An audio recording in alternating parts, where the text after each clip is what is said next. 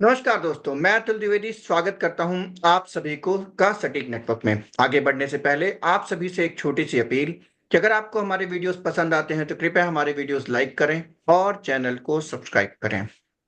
जैसा कि आप जानते हैं कि जब भी कोई इलेक्शंस कंप्लीट होते हैं तो हम अपने कुछ ज्ञानी मित्रों को बुला करके उनके साथ एक डिस्कशन करते हैं, जहां पर हम समझने का प्रयास करते हैं कि उस इलेक्शन के जो परिणाम है वो किस तरीके से वो उसको देखते हैं और आगे आने वाली पॉलिटिक्स कहाँ कहाँ पे उसका असर देखने को मिल सकता है। तो जैसा कि आप जानते हैं कि दिल्ली के चुनाव में 48 और 22 इस तरीके का रहा है। भारतीय जनता पार्टी को 48 सीटें और आम आदमी पार्टी को 22 सीटें मिली हैं। और दोनों के वोट शेयर में करीब 2 से 2.5% के आसपास का डिफरेंस रहा है। 43% प्लस परसेंट के आसपास आम आदमी पार्टी रही है और 45% से कुछ ज्यादा जो है तो भारतीय जनता पार्टी है। कांग्रेस की बात करने लायक नहीं है। कांग्रेस के नंबर्स 6%, 7% भी नहीं टच कर पाई। लोगों को उम्मीद थी कि शायद कांग्रेस 10% तक जाएगी। कई सारे उनके जो समर्थक थे उन्होंने 10-10%, 12-12% की बात करी थी। लेकिन जो हमने अपने पुराने एनालिसिस में कहा था कि कांग्रेस को एक भी सीट नहीं आने वाली है और कांग्रेस मुश्किल है कि 8% का भी आंकड़ा टच कर पाए, जैसा हमने कहा था उसी तरीके का यहाँ पर रिजल्ट देखने को मिला है। और हमने पहले भी कहा था कि अरविंद केजरीवाल अपनी सीट हार सकते हैं। वहां पर पटपरगंज से भी अवध ओझा अपनी सीट हार सकते हैं, वैसा ही देखने को मिला है। अब बात करेंगे हम आज कि आम आदमी पहला राउंड, 2 राउंड में हम बात करेंगे इसमें कि पहले राउंड में हम बात करेंगे कि आम आदमी पार्टी जो हारी है उसके क्या रीजंस रहे हैं और क्या क्या आइडियोलॉजिकल उनमें बैगेज नहीं था, आइडियोलॉजी नहीं थी, या सिर्फ वो सिर्फ और सिर्फ एक एनजीओ की तरह या किसी मल्टी प्राइवेट लिमिटेड कंपनी की तरह, या प्राइवेट लिमिटेड भी कहना ठीक नहीं होगा, एक तरीके से प्रोप्राइटरशिप जैसी अपनी पार्टी चला रहे थे। ये भी एक कारण है। इन सब कारणों पे आज हम नजर डालेंगे। तो आज हमारे साथ जुड़े हैं अमित शुक्ला और अपूर्व वाजपेयी। तो हम इनसे बात करेंगे। तो सबसे पहले अमित से जानना चाहेंगे कि अमित, आपका क्या एनालिसिस है ये जो दिल्ली में जो चुनाव हुए हैं उस पे आप क्या सोचना चाहते हैं? मतलब क्या आपका एनालिसिस कहता है कि क्यों ये जो रिजल्ट्स आए और आम आदमी पार्टी का आगे भविष्य क्या हो सकता है? बिल्कुल। पहले तो अगर समरी में बात करें तो तीन मुख्य कारण है मेरे हिसाब से कि क्यों इस तरीके का रिजल्ट आया। आई थिंक स्टार्टिंग से ही केजरीवाल ने ये चुनाव अपने रेफरेंडम के तौर पे बना लिया था कि ये मेरे नाम पे चुनाव हो रहा है, तो लोग या तो केजरीवाल को वोट दे रहे थे या उनके अगेंस्ट दे रहे थे। एंड उन्होंने कई भाषणों में भी ऐसी बात कही। उन्होंने कुछ ऐसे बयान दिए कि मोदी जी इस जन्म में दिल्ली में मुझे नहीं हरा सकते, तो उन्होंने अपने बारे में चुनाव बना दिया था वो। और वो क्लियरली बैकफायर किया बिकॉज उन्होंने सिर्फ ये चुनाव अपने इर्द गिर्द घुमाया। और कहीं ना कहीं आम आदमी पार्टी भी ऐसी पार्टी बन चुकी है पिछले कुछ सालों में, जो पर्सनालिटी कल्ट है अरविंद केजरीवाल का, उसके अराउंड बन चुकी है। वो आतिशी का सीएम की खड़ा हूं वाला वो सारा एपिसोड, तो वो कहीं ना कहीं दिल्ली की जनता ने उसको समर्थन नहीं दिया, क्लियर है। दूसरा, आप जैसा कि आपने आइडियोलॉजिकल की बात की है, मेरे हिसाब से अब दो पक्ष हो चुके हैं। या तो आप एक एंड ऑफ स्पेक्ट्रम में है या दूसरे, और कुछ फ्लोटिंग वोटर्स हैं। वो दोनों धड़े के वोटर फिक्स हैं, और वो जो फ्लोटिंग वोटर जिस तरफ चले जाते हैं वो चुनाव जीत जाता है। बीजेपी को 40-45% वोट हर जगह मिल रहे हैं। ऑपोजिशन को भी 40-45% वोट मिल रहे हैं, और जो बचे हुए 20% है इधर से उधर जो स्विंग करते हैं, वो किसी भी रीजन की वजह से स्विंग कर जाते हैं। वो यमुना में गंदा पानी की वजह से भी स्विंग कर जाते हैं, पोल्यूशन की वजह से भी स्विंग कर जाते हैं, पॉलिसी पैरालिसिस की वजह से स्विंग कर जाते हैं, कोई उनको बूथ पे भी लेके आ गया उसकी वजह से भी स्विंग कर जाते हैं। तो बहुत सारे रीजंस हैं। तीसरा, मेरे हिसाब से ऑपोजिशन, वाइल आई नो काफी कांग्रेसी खुश हो रहे हैं, लेकिन मेरे हिसाब से तो ये कलेक्टिव ऑपोजिशन की एक बड़ी हार है। क्योंकि आप देखिए कि बीजेपी ने बहुत बढ़िया कोर्स करेक्शन किया है पोस्ट 24 लोकसभा, जो हार नहीं थी लेकिन क्लियरली सेट बैक था। उसके बाद उन्होंने कोर्स करेक्शन किया और उन्होंने मेक श्योर किया कि जो लर्निंग है उस सेटबैक से वो उसको इम्प्लीमेंट करें। जो वोटर्स उनसे अलग हो गए थे उनको वापस लेके आए। और on ground RSS super active हो गया है उसके बाद से, उसके साथ भी मिलके चल रहे हैं। तो ये तीनों बड़े कारण है मेरे हिसाब से इस दिल्ली डिबैकल के। बेसिकली 2024 तो मैं मुझे भी अभी लगता है कि it's a kind of a fluke, और जो कि एक तरीके से एक मुद्दा सा बनता चला गया। शायद एक बार, कई बार होता है ना कि आप कुछ सांप्रदायिक मुद्दों के ऊपर चुनाव लड़ने का प्रयास करते हैं, और वो कई बार जो होता है पब्लिक उससे अपने आप को उस तरीके से जोड़ नहीं पाती है, या फिर ज्यादा इंथुजियास्टिक तरीके से। एक तरीके से कहा जाता है विपक्ष का जो वोट था 2024 में काफी लामबंद होकर विपक्ष के साथ खड़ा हुआ, जो एक रिजल्ट दे करके गया। लेकिन उस तरीके से विपक्ष जो है तो वो परफॉर्मेंस नहीं दे पाया। आपका बिल्कुल सही सोचना है। लेकिन एक और बात है अमित, यहाँ पे एक बात सोचनी जरूरी है कि कांग्रेस क्यों खुश है, वो तो उसके अलग रीजंस हैं। कांग्रेस खुश इसलिए है क्योंकि at the end of the day Congress को यही लगता है कि अन्ना हजारे और अरविंद केजरीवाल के आंदोलन की वजह से जो दिल्ली की सरकार और उनकी में केंद्र की सरकार को सबसे बड़ा धक्का पहुंचा था। क्योंकि अगर ये आंदोलन जो है तो किसी और का होता, मतलब मेरा भी पॉइंट ऑफ व्यू इसमें है कि अगर ये आंदोलन बीजेपी का हो, बीजेपी ने किया होता है, आरएसएस ने किया होता, तो वो जो 44 सीट जैसा परफॉर्मेंस, मतलब one of the worst performance in history of the Congress जो था, वो शायद 44 ना होकर के 110 112 पे होता, जो रिस्पेक्टेबल फिगर था 1996 97 के समय पे। तो ये एक कारण था जिसकी वजह से शायद कांग्रेस के जो कांग्रेस कोर सपोर्टर्स हैं वो आम आदमी पार्टी से उस तरीके से जेलअप नहीं कर पा रहे थे। दूसरा रीजन ये भी है कि आम आदमी पार्टी का एक बहुत बड़ा कारण था कि वो समझ नहीं पा रहे थे कि उन्हें मुस्लिमों का वोट तो चाहिए था, लेकिन वो मोस्टली सॉफ्ट हिंदुत्व के कार्ड पे खेल रहे थे। और देखिए, हिंदुत्व एक ऐसा पिच है जिसमें आरएसएस और बीजेपी को हिंदुत्व की आइडियोलॉजी पे कोई एक वोट भी खींच नहीं सकता है। मतलब हिंदुत्व का वोट डिवाइड नहीं होगा। जैसे कहते हैं ना मुस्लिम्स का वोट डिवाइड नहीं होगा, उसी तरीके से हिंदुत्व को मानने वाले लोग हिंदुत्व से डिवाइड नहीं होते हैं। तो बेसिकली वो एक तरीके का वोट बेस बन चुका है, राइट। तो ये मेरा एनालिसिस है। लेकिन आम आदमी पार्टी के हारने में और भी कोई कई सारे कारण हो सकते हैं, जिसमें मैं इन्वॉल्व करता हूं, जैसे कि अरविंद केजरीवाल की जो छवि थी वो खराब हुई, और पार्टी विद द डिफरेंस का। तो इसके बारे में आपका क्या सोचना है? नहीं, बिल्कुल वही मैंने कहा कि जो एक प्लान था उनका स्टार्टिंग, जो वो स्टार्टिंग में आए थे तो उन्होंने कहा था मैं सिस्टम बदलूंगा, मैं करप्शन फ्री रखूंगा, और तीसरा उनको यह था कि मैं ग्राउंड लेवल पे चेंजेस लेके आऊंगा। आई थिंक फिर धीरे धीरे उनका ये हो गया कि आई थिंक वो सिस्टम बदलने वाला, वो सिस्टम का पार्ट ही बन गए। कहीं ना कहीं ऑपोजिशन से किसी से भी हाथ मिलाना, जिस जहाँ पे फायदा दिख रहा है वो पॉलिटिशियन बन गए। मैं सही या गलत नहीं कहूंगा, वो उनका अपना पॉइंट ऑफ व्यू था।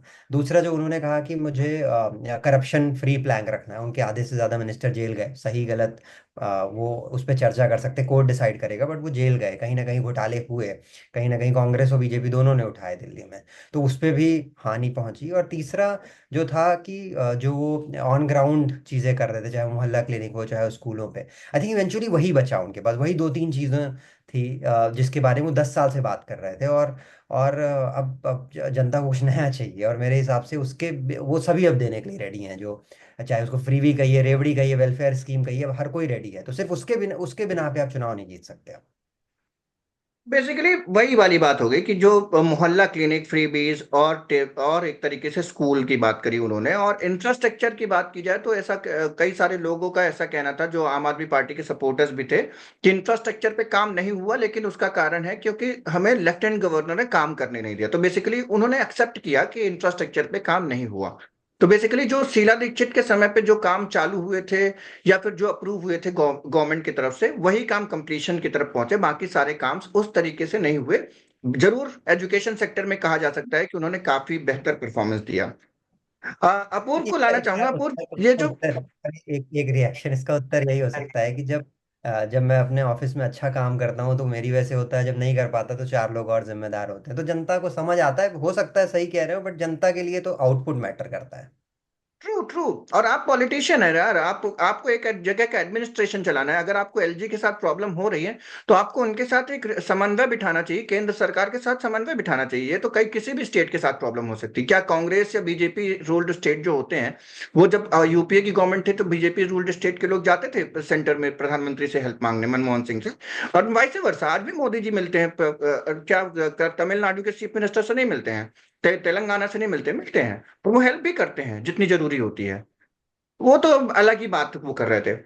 अपूर्व, इस पूरे उसमें मैं आपका एक मतलब अगर आपका कोई डिफरेंट व्यू है इसमें, क्योंकि मैं जानना चाहूंगा आम आदमी पार्टी के परफॉर्मेंस के ऊपर हम ये राउंड रख रहे हैं और उनके भविष्य के बारे में, कि आपको क्या लगता है कि आगे जाकर के ये सेटबैक जो मिला है अरविंद केजरीवाल को, खुद की सीट हार जाना, मनीष सिसोदिया जो इस रेवोल्यूशन के पायोनियर माने जा रहे थे एजुकेशन और ये सब के, तो आपको क्या लगता है कि इस सेटबैक से वो वापस आ पाएंगे? और आम आदमी पार्टी की हार का कारण क्या रहा? लोग कांग्रेस को कह रहे हैं कांग्रेस के 6% वोट से कोई फर्क नहीं पड़ने वाला।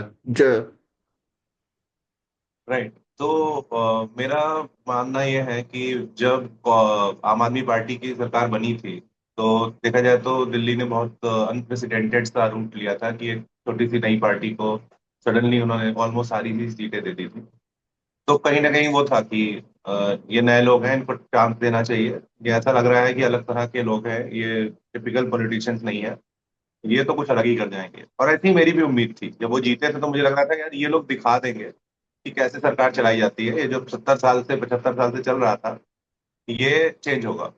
ये लोग मतलब कुछ तो ड्रास्टिक कर जाएंगे। मतलब अगर ये लोग 10 साल रह गए तो ये कभी नहीं हारेंगे। ये लोग दिखा देंगे कि आप क्या गड़बड़ कर रहे हो, कितना ज्यादा आप करप्शन के थ्रू पैसे बर्बाद कर रहे हो, और एकदम दिल्ली को लंदन बना देंगे। पर और शुरू के 5 साल में हुआ भी वही कि स्कूल्स बेटर दिखने लगे, इंफ्रा अच्छा होने लगा, और लोगों को लगा यार अच्छी चॉइस थी, फिर से इनको ही देते हैं। फिर अगले 5 साल में ऐसा लगा कि जो हमने एक दो पॉइंट डिस्कस किए कि आम आदमी पार्टी ने बोला कि अभी यार क्या है, अपने को बड़ी पार्टी बनना है, दिल्ली के बाहर जाना है, और उसके लिए थोड़ी चीजें करनी पड़ेगी। जैसे सॉफ्ट हिंदुत्व बोला, तो एक मार्केटिंग में कंसेप्ट होता है पॉइंट ऑफ पैरिटी और पॉइंट ऑफ डिफरेंस। तो पॉइंट ऑफ डिफरेंस हमने अपना काम बना लिया, इंफ्रा बना लिया, स्कूल्स बना लिए। पॉइंट ऑफ पैरिटी रखते हैं कि हमारे जो हिंदू वोटर्स बीजेपी के ना जाए, तो मैं थोड़ा सॉफ्ट हिंदू हो जाता हूँ, और मैं एकदम से जो कहीं भी जाके मैं एज सीएम भी धरने बैठ जाता था, मैं आंदोलन करने लग जाता था, वो सब रोक देते हैं थोड़ा। क्योंकि क्या हो रहा है उससे कि अगर मैं मुस्लिमों के साथ बैठ जाऊंगा तो हिंदुओं के वोट चले जाएंगे, तो मेरे को सारे वोट्स चाहिए, और काम तो मेरा डिफरेंट है ही। और चलो बाकी जगह एक्सपैंड करते हैं, ये करते हैं, वो करते हैं, करते करते ये हुआ कि आज की डेट में हम आम आदमी पार्टी को भी एक और नई पॉलिटिकल पार्टी की तरह देखते हैं। हम इनको कोई रिवोल्यूशनरी और उनको कोई एक्स्ट्रा ऑर्डिनरी लोग नहीं देखते हैं। तो फिर 10 साल बाद फिर आपको भी उसी तरह के रिजल्ट मिलेंगे कि आप 10 साल काम कर चुके हो, अब हटो किसी और को दे देते हैं। और इन बेसिक लेवल पे अगर वो खुद हार रहे हैं, अगर सिसोदिया खुद हार रहे हैं, तो इससे भी पता चलता है कि ग्राउंड लेवल पे भी लोग नहीं खुश हैं। और आज थोड़ा सा तो इन जनरल थोड़ा सा बीजेपी के लिए सेंटीमेंट है ही। अब वो अगर आपको उनको हराना है तो आपको कुछ तो एक्स्ट्रा ऑर्डिनरी करना पड़ेगा, या तो कुछ तो आपको एक बहुत बड़ा वोटर बेस चाहिए जो हिलता ही नहीं आपके पास से। वो लोग क्लियरली नॉर्मल सी पार्टी बन गए, और उसके हिसाब से उनको वोट मिले, और उस हिसाब से उन्होंने सीटें जीती। और BJP being the favourable party, उनको लगा लोगों को कि यार एक बार हो गया, ये नहीं हो पाया इनसे, जो ट्रांसफॉर्मेशन की एक्सपेक्टेशन थी वो नहीं कर पाए मीट। उसके बिना तो हमारे लिए बीजेपी बेटर है, और वो लोग वापस आ गए। ये मेरा पर्सपेक्टिव। बिल्कुल सही है। और जैसा आपने पहला पॉइंट भी कहा था कि हमें काफी उम्मीदें थी, हम सभी बेसिकली, जो जब अन्ना हजारे का आंदोलन था, तो मुझे नहीं लगता है कि हम सब जो हम तीनों लोग यहाँ बैठे हुए हैं, हम में से कोई भी डिसएग्री करेगा कि उस आंदोलन से हम प्रभावित नहीं थे या उस आंदोलन के पार्ट किसी भी तरीके से नहीं बने थे। हमने हर जगह सोशल मीडिया जितने भी प्लेटफॉर्म थे, फेसबुक वगैरह, हर जगह पर प्रमोट करने का प्रयास किया था। और अब मैंने तो फंड भी वो किया था, जो उनका वो था कि इंडिया अगेंस्ट करप्शन में फंड भी बड़ी कम सैलरी हुआ करती थी, जो भी वो अपनी वो थी तो दिया था। तो हमने सब तरीके से सपोर्ट किया था, ये तो नहीं कह सकते हैं। पर जो उम्मीद थी 2020 तक, बिल्कुल सही बात है कि 2020 तक जो उम्मीद थी हमें भी थी कि ये अलग टाइप की पार्टी है, तो वो शायद कुछ अच्छा कर पाएंगे, उस तरीके से कर नहीं पाए। अब एक और सवाल ये है, जैसा मैंने दूसरा सवाल आपसे पूछा था पूर्व, कि अब क्या इस ये इस तरीके के सेटबैक में, जहां पर जिस तरीके से आप देखते हैं कि बीआरएस तेलंगाना में खत्म हो गई, बीजू जनता दल एक तरीके से मुझे नहीं लगता है कि उड़ीसा में वापसी कर पाएगी कि नहीं कर पाएगी। पांड्यन वहां पे आ गए हैं, बीजू जनता दल को एक तरीके से वर्चुअली पांड्यन ही लीड कर रहे हैं। तो क्या लगता है आपको कि क्या आम आदमी पार्टी एक उस तरीके की का क्षेत्रीय दल बन के रह जाएगी जिसके हाथ से अभी तो दिल्ली की सत्ता गई है, और शायद जिस तरीके की खबरें हैं पंजाब से, जिस तरीके के डिससेटिस्फाइड लोग हैं और वहां का कैडर है आम आदमी पार्टी का, क्या पंजाब की भी सत्ता जा सकती है, और क्या पंजाब की सत्ता जाने के बाद 5 साल बाद जब भी चुनाव होंगे दिल्ली के, तो ये आम आदमी पार्टी क्या वापसी कर पाएगी? मतलब राइट, राइट। सो अभी ये बात इस बात पे डिपेंड करेगी अब आम आदमी पार्टी क्या करती है। तो आम आदमी पार्टी या तो अपने रूट्स पे वापस जाएगी कि हम बन जाते हैं वही लोगों की पार्टी, जब कुछ भी होगा बेसिकली वैसे काम करते हैं जो बाकी पार्टी वाले हिम्मत ही नहीं कर सकते, कि तुम बोलो जो बोलना है, जो गलत लगता है, जितना लेवल पे गलत बोलना है बोलो, और वोट बैंक की चिंता नहीं करते हुए एक ये रूट हो सकता है जिससे हो सकता है उनको शॉर्ट टर्म में नुकसान हो और लॉन्ग टर्म में वो बड़ी पार्टी बने। और दूसरा रूट ये हो सकता है कि यार ठीक ठाक लेवल पे आ चुके हैं, अपन नेशनल लेवल पार्टी बन चुके हैं, हमारे पास एमपीज हैं, एमएलएज हैं, और राज्यसभा में भी हमारे सांसद हैं, तो बन जाते हैं एक और पार्टी। मुझे लगता है कि आम आदमी पार्टी है जो, लाइक आई सेड, कि 10 साल पहले वाली होप मुझे नहीं रही। मुझे लगता है आम आदमी पार्टी अब एक जैसे तृणमूल कांग्रेस है उस टाइप की एक पार्टी बन जाएगी, जो कहीं कहीं इलेक्शन जीता करेगी, कहीं कहीं इलेक्शन हारा करेगी, और मस्त फंड इकट्ठा किया करेगी और प्रचार किया करेगी। हो सकता है कि 5 साल बाद दिल्ली में वापस भी आ जाए। पंजाब में मुझे नहीं पता, मैंने किसी से बात की कि वो कैसा काम कर रहे हैं, बट क्लियरली बहुत कुछ ट्रांसफॉर्मेटिव नहीं कर रहे हैं, वरना न्यूज बाहर तक आ रही होती। तो अ, मेरे हिसाब से मतलब मुझे यही उम्मीद है कि आगे चल के वापस आ सकती है पार्टी, खत्म नहीं होगी। पार्टी ने ठीक ठाक लेवल पे अपनी रीच बना ली है, लेकिन अगर वो लोग, आई थिंक, मतलब मुझे यही उम्मीद है कि दे आर सेटिस्फाइड, वो लोग इस लेवल पे आके खुश हैं, और दिल्ली में कोशिश करेंगे वो लोग अगली बार जीतने की, और गुड चांस की वो शायद वापस आ जाए, क्योंकि अभी भी ऐसा भी कोई वोट शेयर खत्म नहीं हो गया है। और लाइक आई सेड कि कन्वेंशनल पार्टी एक लेवल से ज्यादा कुछ कर जाए ऐसा कुछ लगता नहीं है मुझे, अनलेस कर जाए, लाइक जैसे एमपी में हुआ था कि बीजेपी का ऐसा हो गया था कि अब तो भाई बहुत दिख रहा है कि लाइट नहीं जाती थी, पर दिल्ली एक लेवल पे ग्रो ऑलरेडी कर चुका है, उसमें नया कुछ दिखाना है तो आपको बहुत कुछ दिखाना पड़ेगा। तो दिल्ली में हो सकता है 5 साल बाद लोगों को लगे यार वही ठीक थे, और वापस आ जाए। लेकिन मुझे अब आम आदमी पार्टी से यही उम्मीद है कि वो लोग यही कोशिश करेंगे कि एक बड़े लेवल की पार्टी बन के रहा जाए, और जैसे बाकी लोग करते हैं, फंड इकट्ठा करते हैं, प्रचार करते हैं, पैसे लगाते हैं, वही करेंगे। अब इनसे ट्रांसफॉर्मेशन की उम्मीदें नहीं है मुझे। बिल्कुल ठीक कहा आपने। तो अमित, इसी उसी फॉर्मेट में आगे बढ़ते हैं, दूसरा जो दूसरा राउंड है उस पे बढ़ते हैं कि क्या एक जिस तरीके की पॉलिटिक्स चल रही है आज, अगर हम पार्टीज के को देखते हैं, जैसी भी जितनी भी पार्टियां हैं, क्षेत्रीय दल हों चाहे नेशनल पार्टीज हों, क्षेत्रीय दल तो पूरी तरीके से एक परिवार पे पूरे तरीके से निर्भर हो चुके हैं। कांग्रेस के लिए भी हम कह सकते हैं, पर कांग्रेस में एक अलग सिस्टम है जहां पे वहां पे उनके सीएम्स भी ग्रास रूट से आते हैं, और उनके अध्यक्ष वगैरह सबके चुनाव उनाव की प्रोसेस है उनके यहाँ पे। फिर भी इंटरनल डेमोक्रेसी, जो मैं भारतीय जनता पार्टी के भी अपने मित्रों से बात करता हूँ तो कहते हैं कि कांग्रेस की ओवर डेमोक्रेसी कई बार उनके लिए घातक हो जाती है, क्योंकि वो चुनते हैं और हमारे यहाँ सेलेक्ट हो जाते हैं लोग। तो इस बार तो वहां भी चुनाव हुए बीजेपी में भी। पर बेसिकली मेरा सवाल ये है कि जिस तरीके से ये अभी राजनीति चल रही है जी, एक धड़ा बेसिकली पूरी राजनीति अब घूमेगी 15-20 सालों तक। लोग, बड़े बड़े राजनीतिक विश्लेषकों का कहना है कि ये जो राजनीति घूमने वाली है वो अगले कई सालों तक इन्हीं के इर्द गिर्द घूमने वाली है, भारतीय जनता पार्टी और आरएसएस के इर्द गिर्द। मेरा ये जान मानना है, पूछना है कि क्या आपको लगता है कि इस तरीके से जो ये पार्टी चल रही है, वो आम आदमी पार्टी क्या अपना कोई आइडियोलॉजिकल स्टैंड ले पाएगी? आप म्यूट पे हैं। इसके दो तीन पार्ट हैं। तीन जो पार्ट पहला, है, जो पहला। इंडिया में हमेशा से अगर आप देखो तो एक एक मेन आइडियोलॉजी होती है, एंड देन उसकी एक काउंटर आपकी आइडियोलॉजी आवाज होती थोड़ी स्लो आ रही है अमित, है। हाँ, थोड़ा सा तेज बोले। इंडिया में हमेशा से दो आइडियोलॉजीज रही हैं। अगर फ्रीडम के बाद देखिए, मिड 90s या अर्ली 90s तक तो कांग्रेस की आइडियोलॉजी थी, जो नेशनलिज्म, सोशल जस्टिस, फ्रीडम दिलाया हमें, उसके अराउंड उन्होंने बना रखी थी। और एक काउंटर नैरेटिव था जो दूसरी पार्टीज लेके आती थी। तो प्रो कांग्रेस, या तो आप प्रो कांग्रेस हो या अगेंस्ट कांग्रेस हो। अगेंस्ट कांग्रेस हो तो आप दूसरे को वोट दोगे।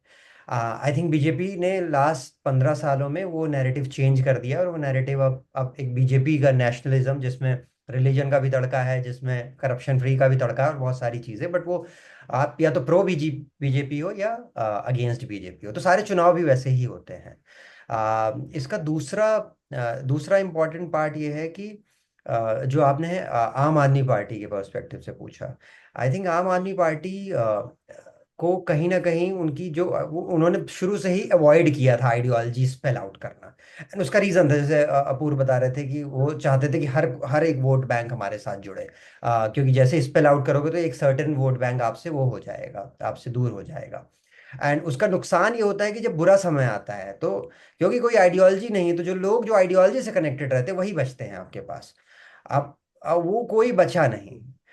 ये एक पार्ट है। दूसरा पार्ट इसका ये है कि देखिए, आज भी आम आदमी पार्टी के पास लगभग 100 से ज्यादा एमएलए हैं इंडिया में, जो एक अच्छा नंबर है। तो ऐसा नहीं उनका बेस खत्म हो गया है। दिल्ली में भी 43-44% उनको वोट मिला है, 2 या 3% वोट पीछे हैं वो एनडीए से, बीजेपी से 2 से भी कम है। तो लोग अभी भी ट्रस्ट कर रहे हैं आम आदमी पार्टी के सर्टेन प्लैंक से।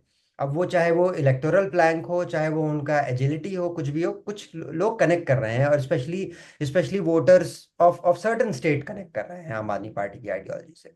आ, लेकिन एक चीज बहुत क्लियर है कि इस टाइप जब आइडियोलॉजी नहीं रहती तो इंटरनल डायनेमिक होता है। एक्सटर्नल तो एक हो गया कि आपको वोटर्स पसंद कर रहे हैं, लेकिन इंटरनल लोग जो बचते हैं वो मुश्किल हो जाता है रिटेन करना टैलेंट। तो आपको क्या चाहिए? आपको सत्ता चाहिए रिटेन करने के लिए टैलेंट।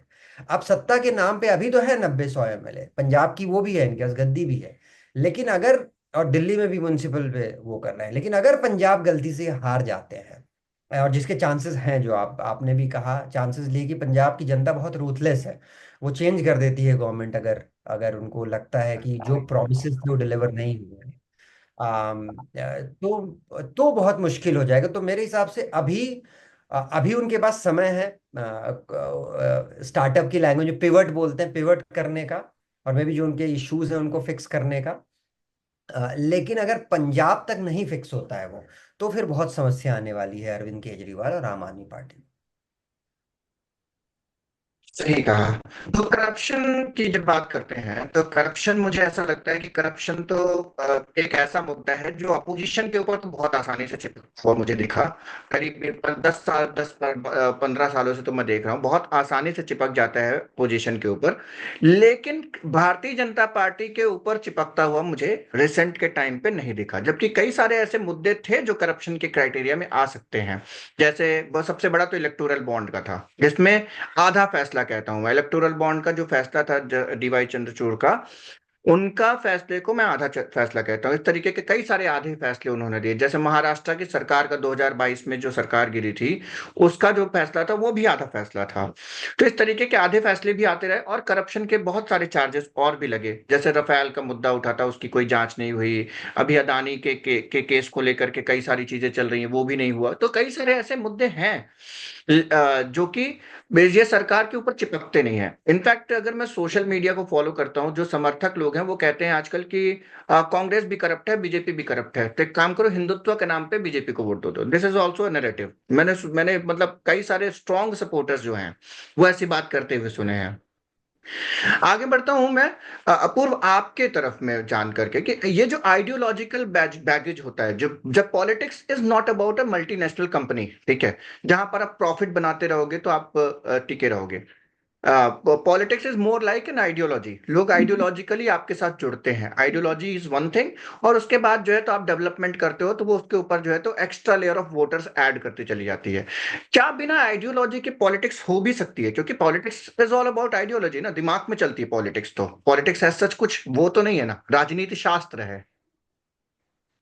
ऑब्वियसली आइडियोलॉजी के बिना तो आपने पार्टी ही क्यों बनाई? फिर तो आप बोल दो कि मतलब आप एक को सपोर्ट कर लो और बोलो इसको वोट दिया करो। अगर आपने पार्टी बनाई है तो फिर आपने आइडियोलॉजी देखी होगी, जो आपकी कोई गैप देखा होगा कोई आइडियोलॉजी का जो किसी कोई नहीं फुलफिल कर रहा है।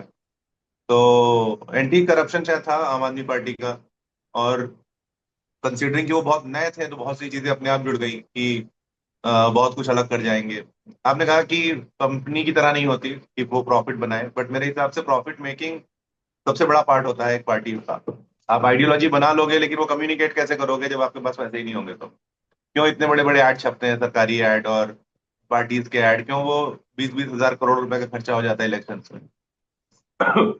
इसका रीजन यही है कि पैसे तो लगते हैं, पैसे सबको चाहिए होते हैं। और यही मैं उसको फिर से जो मैंने पहले कहा था उससे लिंक करूंगा कि एक तरीका ये हो सकता था आम आदमी पार्टी का कि यार हम तो डिफरेंस लाने वाले लोग हैं। हम लोग को फर्क नहीं पड़ता कि हम बड़े हो पाए ना हो पाए, लेकिन हम जो जिस चीज के लिए स्टैंड करते हैं उसके लिए करेंगे। हो सकता है इसके लिए हमें कई वोट ना मिले, लेकिन जो लोग मानेंगे वो अच्छे से मानेंगे। आज की डेट में मैं बोलूँ तो एंटी करप्शन नहीं बचा। अगर आपके दो लोग जेल में गए थे, भले ही गलत आरोप में गए थे, बट सस्पिशन तो रहा होगा। अगर आप एकदम ही क्लीन होते तो आपको कोई छू नहीं सकता था, जो कि हुआ था शुरुआत में। वो नहीं बचा, एंटी करप्शन नहीं बचा, ट्रांसफॉर्मेशन कुछ नहीं बचा। तो आज की मतलब फिर किस किस चीज के लिए स्टैंड करते हो आप? तो बेसिकली आइडियोलॉजी तो मेरे को लगता है अभी भी थी आम आदमी पार्टी की आइडियोलॉजी में। हो सकता है हिंदू मुसलमान या और कुछ नहीं रही हो, बट एक आइडियोलॉजी ये थी कि भाई एक चेंज चाहिए, और उस चेंज को करने के लिए प्रोसेस में बदलाव चाहिए, पार्टी चलाने का तरीका बदलना पड़ेगा। इस टाइप की कुछ आइडियोलॉजी थी, जिसकी वजह से आपने बोला कि आपने जो डोनेशन दिए थे या मैंने उम्मीदें लगाई थी, कोई ना कोई आइडियोलॉजी से हमने उनको लिंक किया था। पर वो जैसे रिजॉल्व हो जाती है, आप लेना बंद कर देते हो। सीधी सी बात है। मतलब जैसे कार के एग्जांपल ले तो आप बोलो कि ये कार सबसे सेफ होती है, बट अगले दिन एक वीडियो आ जाए कि वो जल रही है, या एक्सीडेंट में पूरी पिचक गई और कोई नहीं बचा, तो आप नहीं लोगे ना वो कार की खत्म, अभी तो ये सेफ नहीं रह गई। वैसी वाली बात हुई है कि आपकी थी एक आइडियोलॉजी लेकिन खत्म हो गई, और बिना आइडियोलॉजी के तो मुझे नहीं लगता कोई पार्टी का पॉइंट भी है। बिल्कुल सही बात है। तो वही जैसे कि अगर इसी का एग्जांपल है कि अभी मैं वही आपकी बात से मुझे समझ में आया कि जब हमने इनको देखा था, जब आंदोलन करते थे, तो ये गांधी और जितने फ्रीडम फाइटर्स थे उनसे अपने आप को एसोसिएट करते थे, भगत सिंह और इन सब लोगों से। तो हमें समझ में आता था कि इनकी आइडियोलॉजी कुछ सेंटर टू लेफ्ट की तरफ है, राइट? सेंटर टू लेफ्ट की तरफ इंक्लाइंड इनकी आइडियोलॉजी है। फिर जब इन्होंने 2020 का चुनाव जीता, उसके बाद इनकी आइडियोलॉजी थोड़ी सी हमको दिखी कि ये इनकी सेंटर टू राइट की तरफ जाने लगी इनकी आइडियोलॉजी। फिर सेंटर टू राइट की तरफ जाते हैं, लेकिन इनको वोट चाहिए इनको सेंटर टू लेफ्ट का बेसिकली। ठीक है। तो ये एक बहुत कंफ्यूजन में फंस गई आम आदमी पार्टी, एक बहुत बड़ा कारण था। और दूसरा एक सेंट्रलाइजेशन ऑफ पावर जो मुझे लगा कि जैसे कि ये आए थे कि डिसेंट्रलाइजेशन ऑफ पावर, पॉलिटिक्स का डिसेंट्रलाइजेशन करने आए थे। उस वो ना करके इन्होंने सेंट्रलाइजेशन ऑफ पावर कर दिया, जिसकी वजह से सिर्फ सारी की सारी ताकत जो है सिर्फ अरविंद केजरीवाल के पास थी। ना तो उनके पास हम किसी महासचिव का नाम नहीं जानते, किसी स्टेट प्रेसिडेंट का नाम नहीं जानते, सिर्फ एक भगवंत मान को जानते हैं, जो कि शायद मुख्यमंत्री हैं इसलिए जानते हैं। इसके अलावा और कोई क्रेडेंशियल्स नहीं है किसी और के पास में। मनीष सिसोदिया, अरविंद केजरीवाल और भगवंत मान, बस इतने ही लोग दिखते हैं। तो ये एक बहुत बड़ा फैक्टर होता है कि आप डिसेंट्रलाइजेशन ऑफ पावर भी नहीं कर रहे हो, मतलब कुछ भी बेसिकली जो है। तो सेंट्रलाइजेशन ऑफ पावर, आइडियोलॉजी उतनी कोई स्ट्रांग नहीं है, आपका आइडियोलॉजिकल स्टेटस स्टैंड कुछ नहीं है। तो ये सारी चीजें फैक्टर करती हैं। तीसरे राउंड में बस मैं जाना चाहूंगा, और एक एक डेढ़ डेढ़ मिनट ही दे पाऊंगा सबको।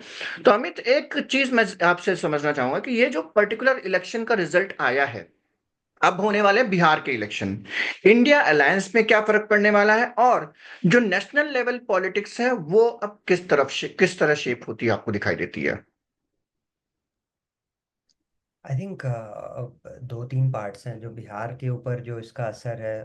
देखिए, लोकसभा के बाद ऑपोजिशन के पास एक मोमेंटम था, एंड आई थिंक पहले लोकसभा के बाद ऑपोजिशन के पास एक मोमेंटम था। पहले 100 दिनों में बीजेपी ने उससे काफ़ी लर्निंग ली, उस सेटबैक से, लेकिन ऑपोजिशन ने नहीं ली। वो आपस में ही लड़ते रहे, क्रेडिट लेते रहे कि हमारा बेहतर था, हमारा बेहतर था। होपफुली ये अब back to back Haryana, Maharashtra और दिल्ली के बाद वो कुछ सीख लेंगे और उस पर कुछ एक्ट करेंगे, उस पर कुछ कोर्स करेक्शन करेंगे। अगर वो कोर्स करेक्शन नहीं करते तो देखिए, बीजेपी के पास एक टेम्पलेट सेट है कि उनको इलेक्शन कैसे जीतना है, और वही टेम्पलेट वो रेप्लिकेट करेंगे और वो इलेक्शन वहाँ पे भी निकाल लेंगे। वहाँ पे एक जो जो जो डिफरेंस आएगा बीजेपी के लिए, वो उनको काउंटर करना पड़ेगा। वो ये आएगा कि एक बहुत ही स्ट्रांग रीजनल लीडर है। कास्ट एक बहुत बड़ा समीकरण होगा बिहार के इलेक्शन में, और जैसे ही कास्ट वाला समीकरण आता है बीजेपी थोड़ा बैकफुट में आ जाती है। That's why they need people like Nitish Kumar. लेकिन फिर से मैं वही कहूंगा कि टेम्पलेट सेट है। अगर ऑपोजिशन ने बहुत एग्रेसिवली काम नहीं किया, तो बिहार भी, जैसे डन डील बोलते हैं, वो डन डील हो सकता है। नेशनल लेवल पॉलिटिक्स में देखिए, एक तो ये बात पक्की हुई है कि एक डेंट आया था, जो बीजेपी की सेंट्रल लीडरशिप है led by mister Modi himself, 24 के इलेक्शन के बाद। लेकिन बैक टू बैक सक्सेसेस के बाद वो वापस से छवि में सुधार हुआ है। हालांकि बीजेपी बहुत ही केयरफुली उनको यूज करती है अब। They do not make elections about him any more, चाहे वो हरियाणा में हो चाहे महाराष्ट्र में, उनको केयरफुली यूज करते हैं as a shot in the arm, but not as the force. Only enforcer है बट ओनली फोर्स नहीं है। तो डेफिनेटली उनका कद बढ़ा है, अमित शाह, जेपी नड्डा, इन सब का कद बढ़ा है।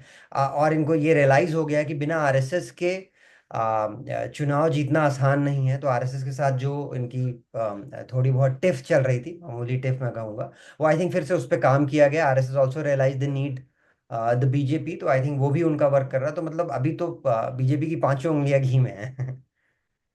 सही बात है। अपूर्व, इसी इसी उस पे मैं भी जानना चाहूंगा। मैं चाहता हूं कि आप अपने विचार जरूर बताएं कि आप क्या सोचते हैं राहुल गांधी के उस पे भी। राहुल गांधी के विषय में भी आप अपनी बातें रखें, क्योंकि इस समय कुछ भी हो, लड़ते हुए वही एकमात्र व्यक्ति दिख रहे हैं। आपको क्या लगता है कि कोई और व्यक्ति जो कि किस अलायंस को लीड करना चाहिए, मे बी ममता बनर्जी या कोई भी? देखिए, मेरे हिसाब से सबसे बड़ी समस्या ही यही है जो आपने लास्ट स्टेटमेंट कहा कि प्रॉब्लम यह है कि वही एक ऑल्टरनेटिव है लीड करने के लिए। तो ये वैसे ही है कि मैं बाहर जाता हूँ, मुझे सब जगह घटिया खाना मिलता है, तो मैं एक सेलेक्ट कर लिया कि यही सबसे घटिया खाना जो है। मतलब मेरे हिसाब से हमने इनफ एविडेंस कलेक्ट कर लिए हैं ये जानने के कि ऑपोजिशन के लीडर को लोग नहीं पसंद करते। और बीजेपी का, जैसे शुक्ला जी ने कहा कि पांचों उंगलियां घी में है, अभी आज की डेट में आप एक रैंडम आदमी से मिलोगे तो आपको 99% चांस है एटलीस्ट हमारे सोशल सर्कल में कि वो किस सरकार से खुश होगा। वो कुंभ के अरेंजमेंट से खुश होगा, वो जो करप्शन के लिए कर रहे हैं, जो बाहर देश में देश का नाम बढ़ रहा है, इन सब चीजों को हाँ, मिला के लंका। ओवरऑल खुश हो। अगर आप बोल लो कि लोग खुश हैं और आप डेमोक्रेसी में रहते हो तो कौन, नहीं हारोगे ना। मतलब आप बोलोगे नहीं ये तो वो है, फेक है, सब झूठ समझ रहे हैं, मगर डेमोक्रेसी है, जो समझ रहे हैं वही रिजल्ट में रिफ्लेक्ट करेगा, क्योंकि वही आदमी वही सोच के वोट करने जा रहा है। तो कोई जब नाखुशी नहीं है तो ऑल्टरनेटिव ही नहीं ढूंढेगा, अनलेस आप ऑल्टरनेटिव इतना तगड़ा लेके आओ, बोलो कि यार ये जो कर रहे हैं ना हम इससे भी अच्छा कर देंगे। और वो क्लियर हो चुका है कि मतलब सबसे बड़ा रीजन कि लोग ऑल्टरनेटिव देख ही नहीं रहे हैं, क्योंकि ऑल्टरनेटिव आप चेंज ही नहीं कर रहे हो, जो ऑप्शन आप दे रहे हो चेंज ही नहीं कर रहे हो। और जो आप लोग की जगह समय अगेंस्ट भी खत्म है हो वो, रहा है। तो समय खत्म हो रहा है, बिल्कुल। समय सिर्फ 2 मिनट से भी कम बचा हुआ है। तो जस्ट कंक्लूडिंग हाँ, रिमार्क में, बिल्कुल आपने एकदम करेक्ट बात कही कि इस बात की है, लेकिन हमारा सोशल सर्कल और जो बाकी जो ग्राउंड का सोशल सर्कल है, इसी पे मैं आपको एक वो दे देता हूँ। सीएसडीएस के आंकड़ों के हिसाब से, जो one of the reputed organisation है इंडिया की, उसके आंकड़ों के हिसाब से इंडिया में मोस्ट पॉपुलर लीडर में नरेंद्र मोदी के बाद अब एकमात्र Rahul Gandhi is the second. और ही इज 28%, इनकी अप्रूवल रेटिंग है 28% के आसपास, 27 to 28% के आसपास। और नरेंद्र मोदी के 49% के आसपास। मतलब बेसिकली मैं बस एक फिगर रखना चाह रहा था, क्योंकि आपने ये सवाल उठाया और कि पॉपुलैरिटी में। और इनफैक्ट यूपी एंड महाराष्ट्र में जब ये सर्वे हुआ था तो दोनों जगह, and Haryana as well, Haryana में फाइट थी, यूपी एंड महाराष्ट्र में ही was leading ahead of Narendra Modi. Election जीतने के और भी तरीके होते हैं, इलेक्शन मैकेनिज्म में बीजेपी को कोई बीट नहीं कर सकता, पन्ना प्रमुख, ये बूथ मैनेजमेंट हर चीज करती है। सॉरी, ये हो गई राहुल गांधी की बात, हम राहुल गांधी पर डिस्कशन नहीं कर रहे थे। इंडिया अलायंस का फ्यूचर जो मेरे को समझ में आता है, बस एक कंक्लूडिंग रिमार्क है कि इस बात पे डिपेंड करेगा कि ये जो अगले 8 से 10 महीने हैं, जो कि बिहार इलेक्शन से पहले, वो इंडिया अलायंस किस तरीके से मैनेज करता है। और बिहार में जेडीयू का जो कमबैक हुआ है बिहार में after moving from here there, वो कैसे मैनेज करते हैं। तो इस पे पूरा का पूरा फोकस रहने वाला है। तो अपूर्व एंड अमित, जुड़ने के लिए आपका दोनों का बहुत बहुत धन्यवाद। अगली बार बिहार चुनाव के बाद इस तरीके का एक और रखेंगे सेशन। ठीक जी। है, चलिए, तो थैंक यू सो एक मच फॉर लास्ट ज्वाइनिंग। चीज की लास्ट चीज की सीएसडीएच के आंकड़े पे बिलीव करें कि इलेक्शन रिजल्ट्स पे? दोनों पे। नहीं, election results are what matter. ठीक है, चलिए, थैंक यू।